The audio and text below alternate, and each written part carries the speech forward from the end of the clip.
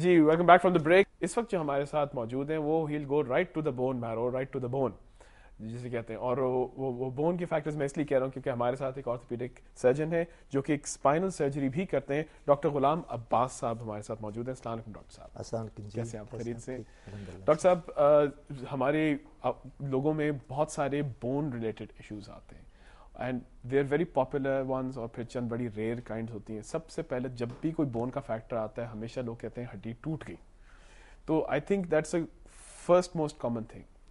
وہ اس میں جب خدا نہ خواستہ کسی بھی وجہ سے ہڈی ٹوٹ جائے تو آئی تھنک دو مختلف قسم ہوتی ہے. ایک تو کمپلیکس فریکچر ہوتا ہے, کوئی سمپل بیسک فریکچر ہوتا ہے.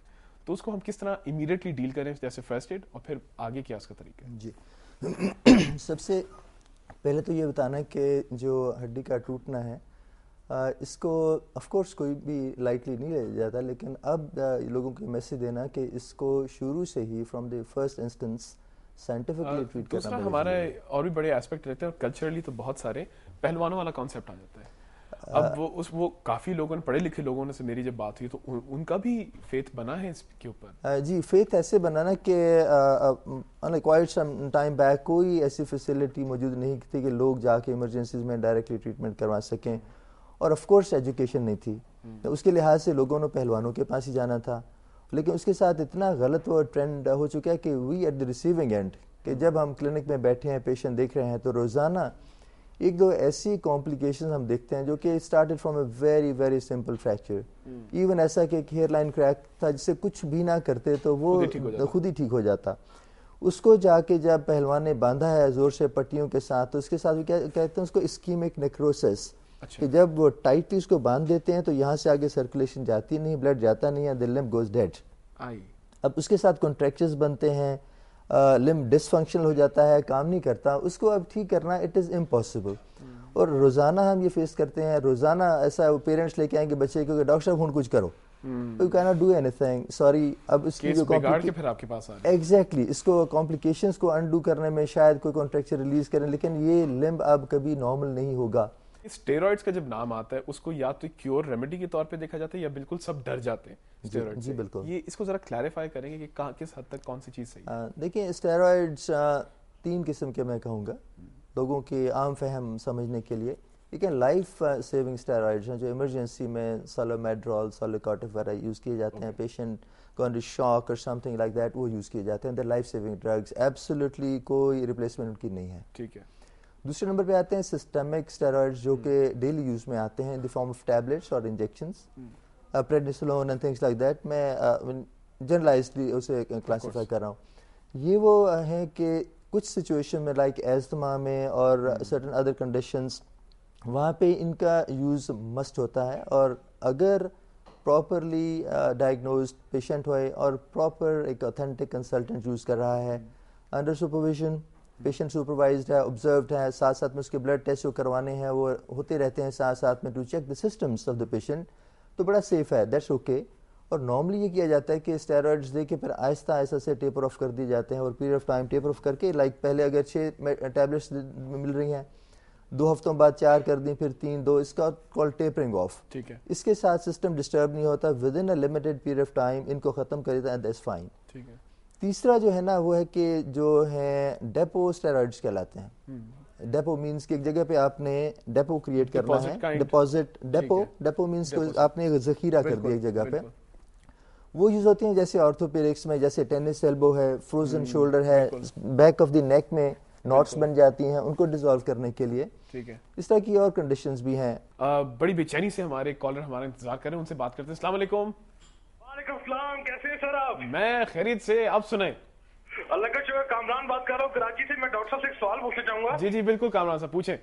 اس طرح ہے کہ میری تقریباً 1 سال پہلے فور آرم ٹونسل وہ ٹوٹ گئی تھی. جی جی. تو اس میں ایک اسٹیل کی پلیٹ لگائی گئی ہے. اب جب گرمیوں کا موسم آتا ہے تو وہ سویلنگ کر جاتی ہے کافی. رائٹ.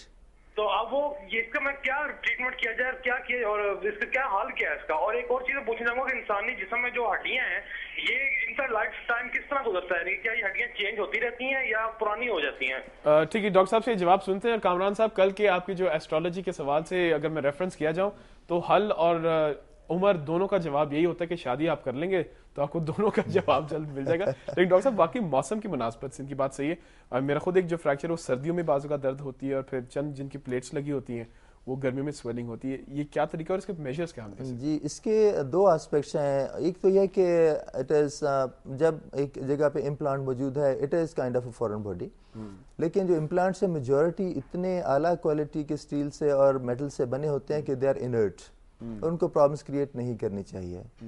ہوتا یہ کہ جو ایکسٹریم ویدرز ہیں like extreme cold and extreme heat میں بندہ ویسے سینسٹیو ہوتا ہے, اور اگر تھوڑی سی بھی پین ہوئے گی تو خاص طور پہ ایکسٹریم کولڈ ویدر میں جو سینسیٹیوٹی ہے پین کی وہ بڑھ جاتی ہے. ٹھیک ہے. اب ویسے بھی دیکھیں اگر بندے کو تھوڑی سی پین ہے تو اگر آپ اسے بہت سردی میں لے جائیں اس کی پین بڑھ جائے گی. بالکل. تو یہ ایک ایلیمنٹ ہے. دوسرا اس کا ایک سائیکولوجیکل ایلیمنٹ بھی ہے. اچھا. کہ بندہ سمجھتا ہے کہ اندر پڑا ہے کوئی چیز پڑی, حالانکہ it is totally inert but you feeling it, so that gets aggravated in extreme conditions. Okay. اس کا حل یہ ہے کہ we normally generally یہ کہتے ہیں کہ جو بندہ sensitive ہے اس کو یہ فیلنگ ہونی ہے کہ میرے کوئی امپلانٹ پڑا ہے, یہ کوئی عجیب سی چیز پڑی ہے, تو after 18 months generally جب بون کی ہیلنگ ہو جاتی ہے تو اس امپلانٹ کو ریموو کروا دینا چاہیے, اسپیشلی ان دی لوور لمبس.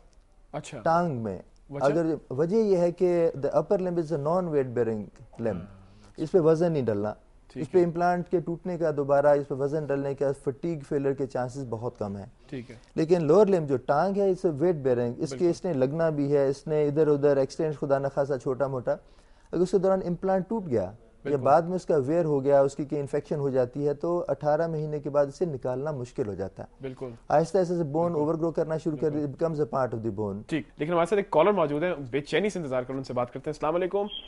السلام علیکم. جی کون بات کر رہی ہیں؟ جی میں مسز ریحان بات کر رہی ہوں کراچی سے. جی مسز ریحان فرمائیے. مجھے دو پرابلمس پوچھنے ہیں. ایک تو میری والدہ کا ہے جی, ان کی ایج ہوگی 50 to 51. ٹھیک ہے. اور ان کا نا کافی سال ہو گئے, جو ایڑی ہے وہ کسی چیز سے ٹکرائی تھی نا, تو یہ نہیں مطلب پتہ چلا انہیں ایسے سرسری سی معمولی سی لگی تھی, تو اس کے بعد نا مسلسل ان کی ایڑی میں پین ہوتی ہے اور باہر نکل آئی ہے ہڈی نا الگ سے. اور مطلب کہ اتنا کچھ انہوں نے گھریلو ٹوٹکے بھی کیے, ڈاکٹر سے بھی چیک کروایا, پھر بھی مطلب کہ ان کا وہ پین ختم نہیں ہوتا. جیسے سامنے اور دوسرا مسئلہ جو آپ کہہ رہی تھی بہت بڑھ جاتی ہے تکلیف. اور دوسرا مسئلہ ہے میرے بھائی کا, اس کا جب وہ چھوٹا سا تھا 4 سال کا تو اس کا ایکسیڈنٹ ہوا تھا, تو اس کی یہ جو پنڈلی کی ہڈی ہوتی ہے نا فرنٹ کی, وہ ٹوٹ گئی تھی. ٹھیک ہے. تو اس میں نا انہوں نے ڈاکٹرز نے وہ کچھ تاریں لگائی تھی باریک باریک سی, تو اس کا جو پیچ سا ہوتا ہے جیسے نا وہ اوپر بہت زیادہ ابھار تھا اور فیل بھی ہوتا تھا, نظر بھی آتا تھا. ٹھیک ہے. تو ویسے اس ڈاکٹرز نے کہا تھا کہ ابھی بچہ ہے تو اس کی ہڈیاں بڑھیں گی, تو اب بھی ان کو مسئلہ ہے نہیں کرے گا, مطلب ویسے اسے تنگ نہیں کرتا, لیکن کچھ لوگ ڈراتے ہیں کہ جی یہ نکلوا دینا چاہیے, یہ خراب کرے گا. ٹھیک ہے. ٹھیک ہے. ٹھیک. یہ سوال پوچھنا ان کی والدہ کا جو مسئلہ ہے جی, اس میں یہ کہ آئی تھنک ان کا پرابلی یورک ایسڈ بڑھنے سے یا کسی آرتھرائٹس کی وجہ سے ان کی جو ہیل بون ہے اس کی پرومیننس ہو گئی ہے. اس کے ان کے آرتھرائٹس پروفائل ہونا چاہیے, ایکسریز ہونے چاہیے. اگر وہ کاز نکلے گی اس ٹریٹ کرنے سے بہتر ہو جانا چاہیے. اگر اس میں کیلسیفیکیشن ہے تو اس کی چھوٹی سی سرجری ہونی چاہیے. ان کے بھائی کا جو مسئلہ ہے, اتنے چھوٹے بچوں میں 6 مہینے سے زیادہ پلیٹس اینڈ اسکرو رکھے نہیں جاتے, اس کو فوری طور پہ نکلوا دینا چاہیے. ٹھیک ہے. Thank you very much doctor صاحب, آپ لٹرلی ہمارے گھس کے ہڈیوں کی آپ نے ہماری ہیلپ کی, اور مزید بے تحاشا سوال ابھی آ رہے تھے لیکن وقت کی کمی کی وجہ سے ہمیں ڈاکٹر صاحب سے تھینک یو کر کے خداحافظ کرنا پڑا ہے. اس بریک کے بعد ہمارے پاس ایک اور گول کھیلیں گے یہاں, جو کہ بڑے گول کھلا چکے ہیں اور بہت بہت نیک کام بھی کر چکے ہیں. It will be pretty surprising news for you, but I like to share with everyone. تو لہٰذا آپ کہیں نہ جائیے گا, امید ہے آپ کی لائٹ بھی نہیں جائے گی. تو well see you after this break.